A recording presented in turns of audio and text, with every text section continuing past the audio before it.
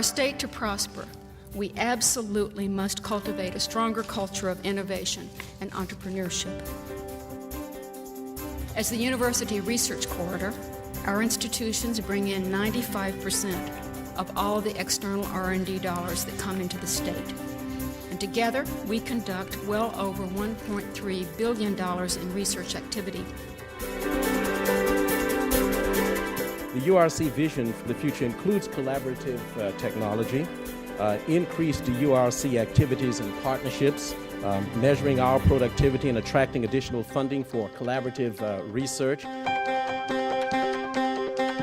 MSU this summer announced it received a $50 million grant to help establish the Great Lakes Bioenergy Research Center, and this fall opened a $10 million Alternative Energy Research Center.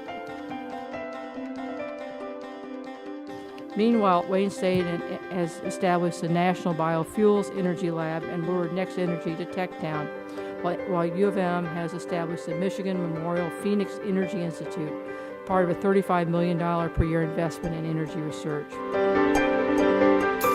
But if we too just work in isolation from each other, we really miss the opportunity to combine forces, to get the real bang for the buck when you combine forces. 8 years ago, we began working together to establish the Michigan Life Sciences Corridor, and now all three universities are working to greatly expand research related to alternative energy. We've always been stuck with the raw materials that come out of the ground, the oil, the natural gas. Now we can have a raw material designed to suit our needs. That's a great potential. Matter of fact, I said to one of my outstanding researchers a few years ago, how much did he think about economic development?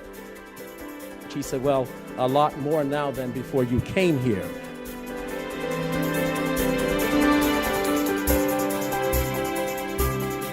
I think there's a model out there, which is Research Triangle, that was in North Carolina. The object of the University Research Corridor is to recognize that there's this huge resource in each of these individual universities. And we certainly want to create partnerships, and we want to reach out, and this is not to be exclusive at all, but it's to get something going somewhere. One of the things that the bioeconomy is neat for an engineer, it's an opportunity chemical engineers have never had with raw materials. The other project involves both University of Michigan, Michigan State, and Wayne State, again, is on converting carbon dioxide into the liquid fuel. So again, this is another exciting project, shows that how we can let all three universities work together. I'm not exactly certain who wrote the phrase revolutionary but feasible, but that really captures the sense of what we're looking for. We are not interested in incremental advances. There's no point in our trying to fund that.